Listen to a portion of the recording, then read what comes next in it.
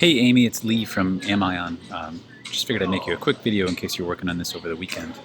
Forgive me, I'm at my local coffee shop. If you're in the on-call program with the gray background, the third icon from the top left is a face icon, looks like eyes and a nose. And that'll take you to work preferences. You can right-click on it to show you all work preferences, or just some, or control-click works as well. Let's see. There we go.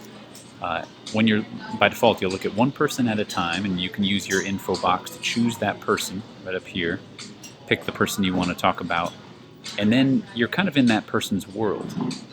You can choose from the menu at the top and say vacation, and then if you double click on somebody's day, that puts them on vacation. If you look to the info box and you want to make them unavailable every Saturday, that's what these boxes do. Everything has a mouse over note there. If you click on the Works At button here, you can say where this person's allowed to work as far as sites or services on your schedule. You can say that they can work some places and can't work others. You can get even more granular if you want. And you can choose up at the top to select by shift and say this particular person, by the way, you can squeeze this together a little bit if you want to make it a little easier to look at. You can kind of click and drag those guide bars. But maybe this person, Saturn, doesn't work call on Mondays, one individual shift on one individual day. Or you can right click on Monday now and say repeat this availability every Tuesday, for example. And now every Tuesday he's available for backup and remote, but not for call. You can get pretty complicated that way. That's why you see this number 1 here. He's available for one shift, but not some of the others. So to make a long story short, you can do a whole lot, and it all happens under this face icon. That's the spot to do anything specific to a person. Put them on vacation, limit the days of the week they can work, the individual services they can work, or individual services on individual days if you want to get super complicated.